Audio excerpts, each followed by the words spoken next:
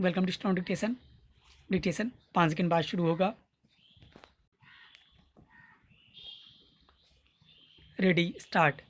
दिल्ली सरकार ने बिजली से चलने वाले वाहनों के लिए जिस नई इलेक्ट्रिक वाहन नीति 2020 को अधिसूचित किया है, वह देश की राजधानी को प्रदूषण मुक्त बनाने की दिशा में निश्चित रूप से एक बड़ा कदम है।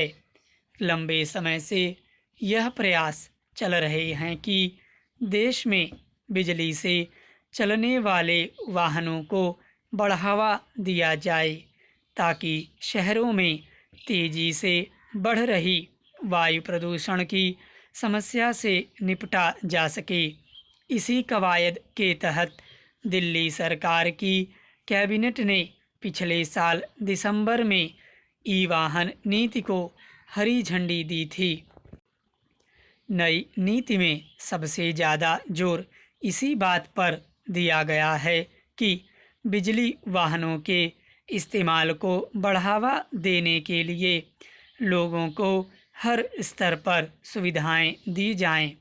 सरकार पहले एक हज़ार दोपहिया वाहनों, ई ऑटो रिक्शा और माल ढुलाई वाले वाहनों की खरीद पर 30-30 हज़ार रुपये का अनुदान देगी, जबकि पहले 1000 ई कारों के खरीदारों के लिए यह अनुदान 1.5 लाख रुपये मिलेगा।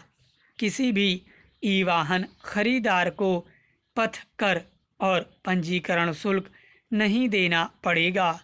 इन रियायतों के पीछे मकसद यही है कि लोग ई वाहन खरीदने को प्रोत्साहित हों और उन पर बोझ न पड़े। दिल्ली में इस वक्त पेट्रोल, डीजल और सीएनजी से चलने वाले वाहनों की संख्या 1.25 करोड़ से ज़्यादा है, जिनमें 70 लाख के करीब दोपहिया वाहन और 50 लाख के लगभग कारें हैं, जबकि ई वाहनों की संख्या 50,000 भी नहीं है। ऐसे में सरकार का लक्ष्य जितना बड़ा है, उतनी ही चुनौती भरा भी। भारत में ई वाहनों के बढ़ावा देने में अभी व्यवहारिक कठिनाइयाँ भी कम नहीं हैं।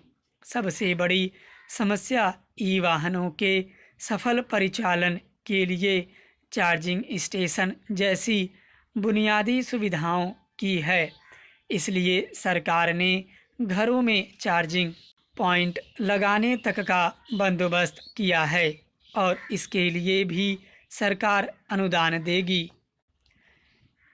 दिल्ली में 200 से ज़्यादा चार्जिंग स्टेशन बनाने के अलावा दफ्तरों के परिसरों और पार्किंग स्थलों पर भी चार्जिंग की सुविधा मिलेगी।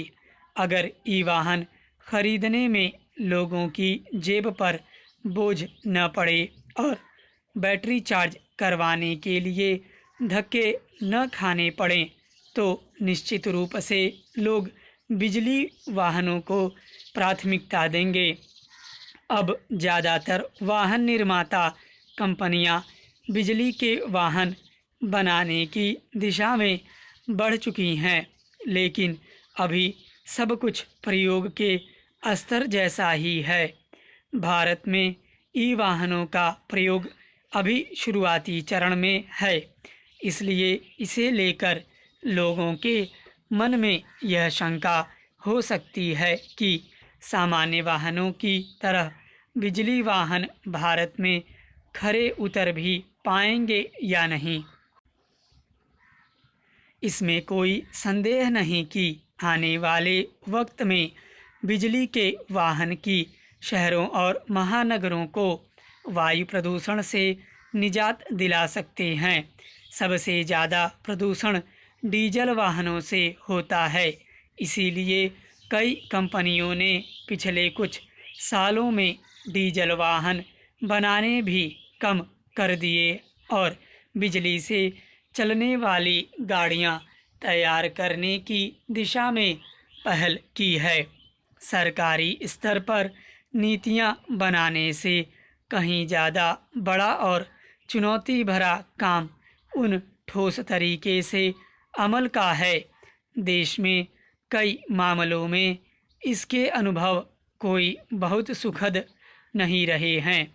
ऐसे में दिल्ली सरकार अगर इस नीति पर पूरी शिद्दत के साथ काम करती है तो निश्चित रूप से इस दिशा में बड़ी कामयाबी हासिल की जा सकती है और दूसरे राज्यों के लिए यह अनुकरणीय मिसाल बन सकती है।